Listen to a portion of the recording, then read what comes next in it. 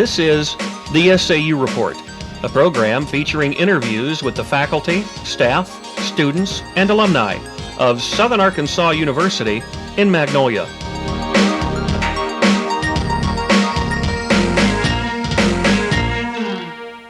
Welcome to another edition of the SAU Report. I'm Charles Lawson. And I'm David Parkerson. Our guest today is Dr. Lisa Colvin, Associate Professor of HKR and Director of Brown HKR Complex.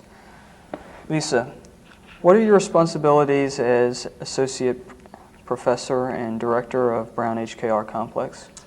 Well, as the Associate Professor, that's more of my academic title, and so I teach in the area of physical education, exercise science, and we also have a sports medicine curriculum underneath that title. On the other side, as the director of the Brown HKR Complex, it's a large umbrella for a lot of different services. One is the Wellness Center. The second is the Applied Physiology Laboratory, or the Kinesiology Laboratory. We have an indoor swimming facility, an auxiliary gymnasium, and just opened yesterday, December the 1st, was our new outpatient physical therapy unit. So I'm the university liaison for that. To be on the staff, does one need an athletic background or experience in health and fitness? Not to be on the staff for the Wellness Center. You just need to have some interest in the wellness area. Some background in that area would be really nice, particularly if you're an exercise science major or a kinesiology major, because things that you learn in class you can apply in the real world, and that's what we're really trying to do in our department. But no, you don't have to be a major to work in the Wellness Center itself. What responsibilities do assistants help you to perform? My assistants pretty much do the whole gamut of services for the center. As me being the director, I just guide the center. It's really student-based. My two graduate assistants oversee the day-to-day operations of the center, and they supervise 20-odd students that work for us in the center. So the students take care of membership services, such as getting people registered to use the center, set people up on how to use equipment, do some of the fitness testing, personal training. So there's a lot. Everything in the center is student-based. And that's the way I wanted it to be, because you guys are really the reason that we're here. What type of training does the staff have to go through for the Wellness Center? The staff has to go through a 2-day training process at the beginning of each semester. The first thing they learn is how someone becomes a member, and to go through the paperwork that it takes to access the facility, the orientation process. They have to learn how every piece of equipment works. They have to learn all the safety procedures. If we have a fire or if we have a power outage, they have emergency procedures they take care of. They have to be versed in CPR and first aid. So there's a lot of things that goes into being a student worker in the center. How much authority do your assistants have over the other staff? My graduate assistants are the authority that are right underneath me. Because they take care of the day-to-day operations, they have more one-on-one contact with the student workers probably than I do. And that's the way the center really was set up, was to teach them leadership skills and me direct and guide. If there are problems that come up that they can't handle, I will take over and help guide the students through either a difficult process or something that's never happened before in the center. That's a learning process. To be a staff member, does one have to be on work study? No.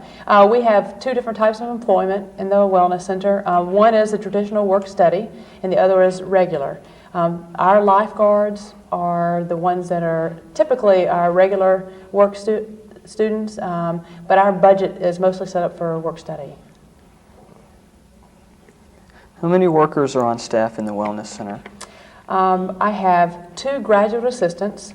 I have 1 undergraduate student assistant, and I have 21 workers in the Wellness Center. Now that includes people that we pay to work, practicum students because recreation and exercise science both have 2 practicums, one of 80 hours and one of 120 hours. So stuff they learn in the classroom they can apply to the Wellness Center. And I'm trying to think, and that's about it. So it's 20 plus the 2 graduate assistants. Why do you ask about one's medical history when filling out paperwork to become a member of the Wellness Center? That's a good question. When you originally come in to be a member of the center, and you guys probably have done this before, there's a series of informational items that we ask you, particularly as it deals to your medical history. And it just helps us know what your particular problems are. And say you come in the center one day and you really don't tell anybody you don't feel well, and something happens to you. Well, we can pull your file, look at your medical history real quick, see who your medical contact is, somebody on campus, and your parents. So we can contact them if you're incapacitated and can't tell us where you want to go, if you want what hospital you would like to be transported to, or what physician in town that you would like to use. We use that information to take care of your medical problems. How many staff workers are on duty at any one time? Typically 3 to 5. The heavier traffic times for the Wellness Center are probably between 4 p.m. and 11 p.m. on Monday through Thursday, and probably noon to 5 o'clock on Fridays. That's because the students are out of class, you've already eaten, and you're looking for something to do, in the evening. A lot of times that's intramural time also, which is housed under the complex also. So typically we have an average of 3 people. One person to take care of the control center in the front, one person to be in the wellness center, and one person to be in the gymnasium. So it's really nice, it's real controlled. Exactly where are all the facilities of the building? Let's see. Underneath the Brown HKR umbrella is the Wellness Center, and the Wellness Center is where we have our cardiovascular and our strength training equipment housed in one room. Next door to that is the Kinesiology, Applied Physiology Laboratory, where we do all of our fitness testing, and eventually we'll do what's called graded exercise testing, where someone can come in and we can have electrocardiography and run a maximal stress test either on a bicycle or on a treadmill. And that's also used for classes too. The auxiliary gymnasium, which has a million different uses, classroom use. We have practices, intramural teams practice in there. We have volleyball set up, badminton set up, different times of the year. Then intramurals. We're just finishing now with intramural volleyball.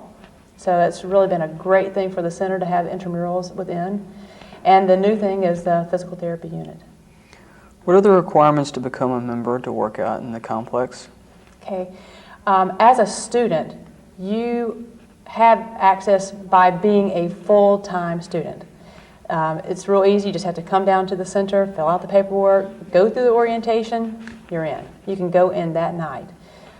There's also memberships for community members. If you're an SAU alumni, we have an SAU alumni rate, and then we have a regular community rate. How much is the rate? The rate is, an SAU alumni rate is $25 for a single adult, and the regular community rate, I believe, is $50 a semester. I should have said semester. It's for the entire semester, not just for 1 month. So it's a fee, semester to semester, and the summer, although we have 2 summer sessions, it's counted as 1. What are some of the other activities Wellness Center offers? Or do you have something in like martial art classes, aerobics? Yeah, we have currently aerobic dance classes. We have high impact and low impact classes. Currently we don't have any kickboxing, but that's on our agenda for next semester. We have what's called a power fitness class, which is in the evenings. It's a combination of land-based aerobic exercise, then they move to the pool for swimming, and then they move to the wellness center for strength training. So it's a really tough hour-and-a-half workout. We have senior wellness program, where we have 2 types of programs. We have land-based exercise, and we have aquatic exercise. So those are our main programs right now, in addition to our physical therapy unit that we have. Is the Wellness Center open to just students, or is it open to public access? Yeah, it's open to anyone. It's open public access. And like we talked about before, it's really easy to join. And if there's anybody that has a question, they can always call the Wellness Center, and we'll be happy to give you a tour and give you a brochure, just to make sure that's what you want to do, is to join that facility. Because there's a lot of great facilities in town, and we're just one additional option that someone can have. Are there any other new additions you plan to add to the center? We're planning on adding some stress reduction classes, some health-related classes like for diabetes awareness, cancer awareness, some cardiopulmonary types of classes, so a lot of educational classes. We'll try to add in some yoga maybe in the next year. So that's the direction that we're kind of going right now. So do you plan to put like new rooms in there, new facilities, or just?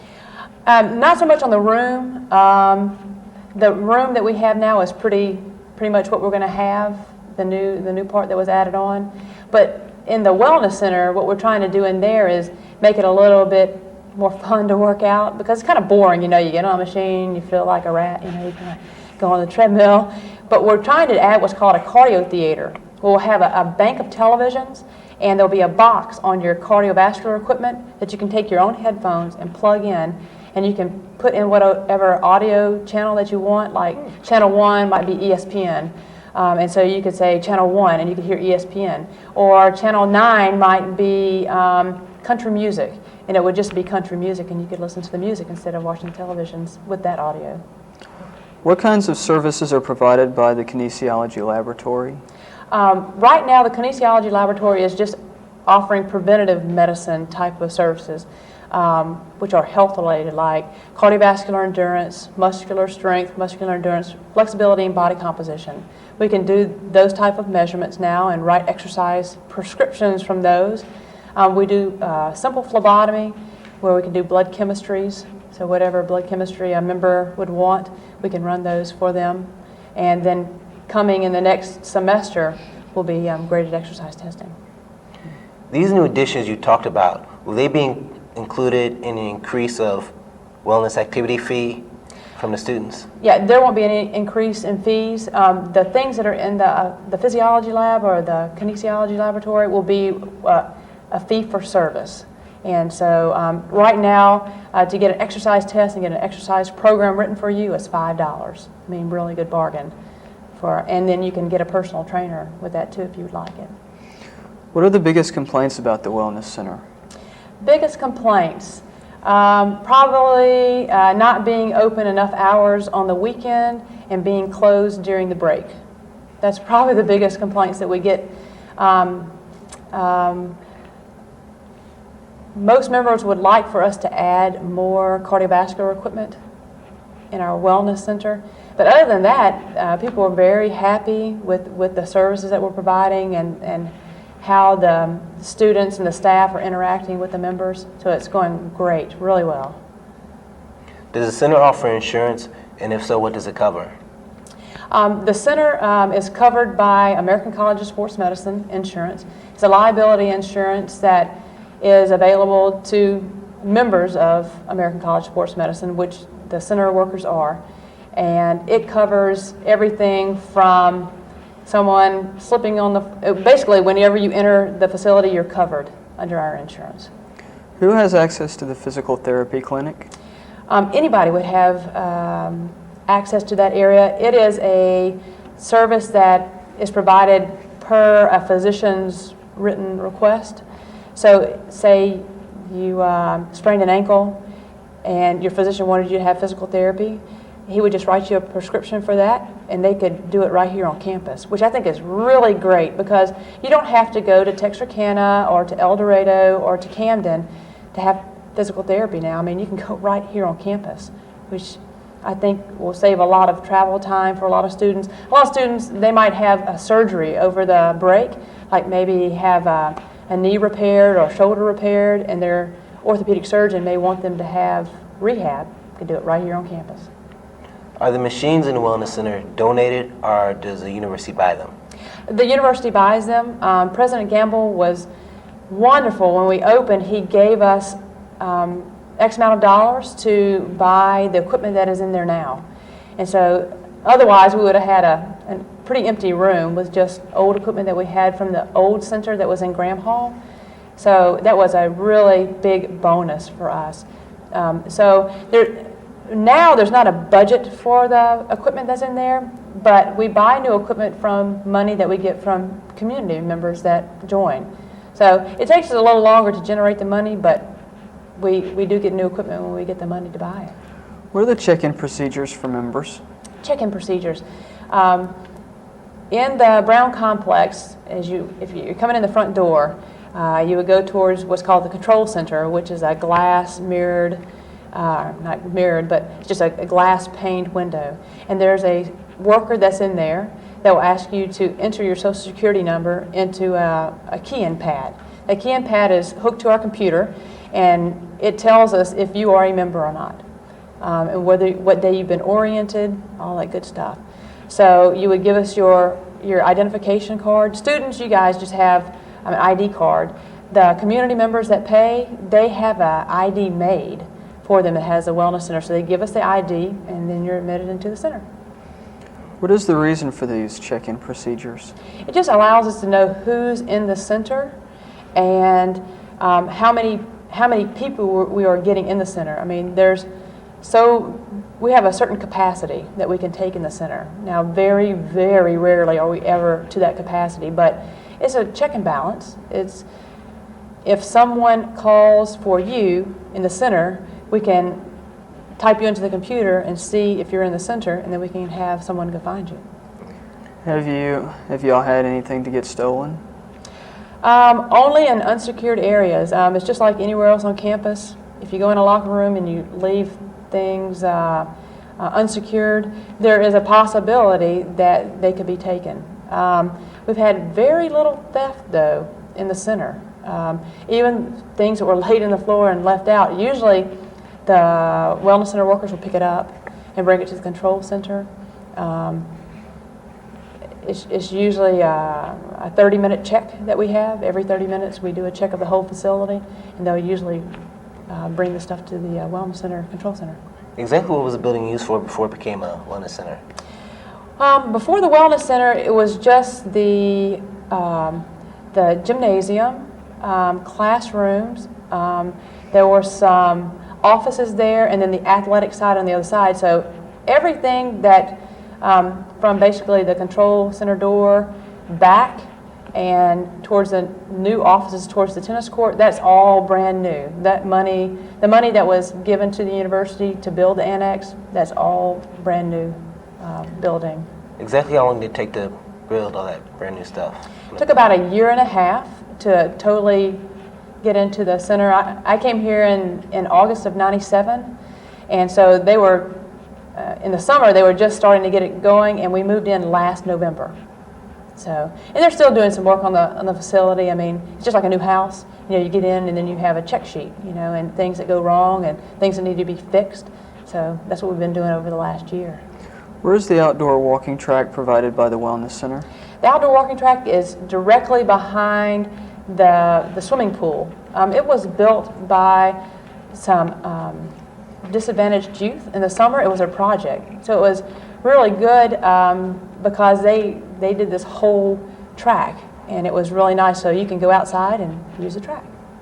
Do you have any setups for people with disabilities, like people in wheelchairs and? Yeah. Our whole center is ADA compliant. Everything from the sinks in the restroom areas to the equipment that we have in the center.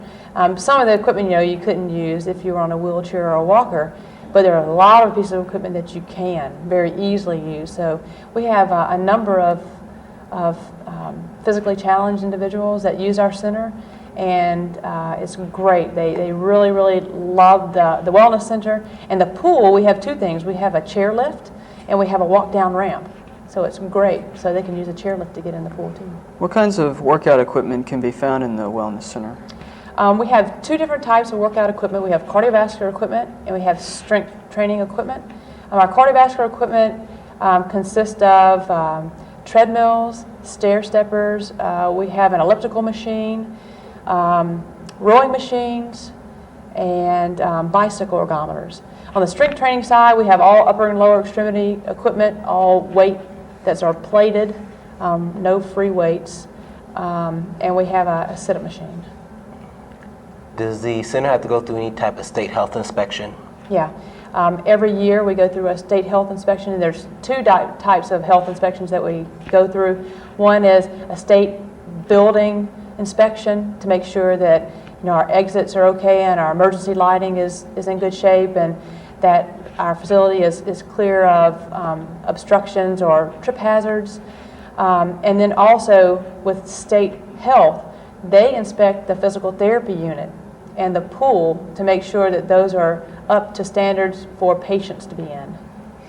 Have you had any problems with people disobeying wellness center rules or policy? Not really. Everyone knows right up front what the rules are and what the consequences are for disobeying those rules. Usually we give at least one warning, if not two, and it's kind of the third strike, you're out. But we have had no one let go from the center this year. We had one individual very, very early in the center's life, but we've had no problems at all. Is there a particular age limit for our members to join the wellness center? Yes. For regular use without a parent, you would have to be a collegiate student, okay, or out of high school graduate. If you are 14 to the high school graduate, you have to have a parent with you to use the facility, but you can use the whole facility. You can use the auxiliary gym, the wellness center, and the pool. If you're under 14, the only place that you can go is the swimming pool, and you have to have parental supervision with that. We have been using the auxiliary gym now for kids that are under 14 to shoot basketball, and they still have a parent. So we're getting into now using more of the auxiliary gym for kids too. Why is the wellness center closed during athletic events? It's closed more as a way to control the flow of traffic. Because the gym is so close to the wellness center, there's no way to cut it off.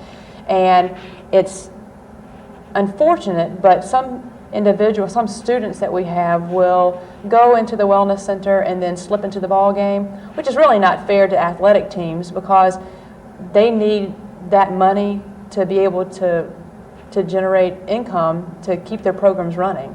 So basketball and volleyball really need that income. So it's really not fair for them to have it. Plus, a lot of times officials will take care of them in the wellness center too. So it just depends on how big the games are. I mean, if we know that it's a huge rivalry game, we'll usually close the center and we'll tell all the patrons at least a week in advance. But normally we try to keep it open. Talking about games, exactly what are all the athletic events, competition events that the center holds? I know that they hold basketball games. What are some of the other sports? We hold most of the indoor intramural type of activities: ping pong, badminton, volleyball, and basketball. They may be adding some other types of sporting competitions this year, but those are the ones that we typically host in our facility.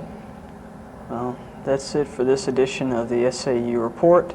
I'm David Parkerson. And I'm Charles Lawson. Thank you for tuning in.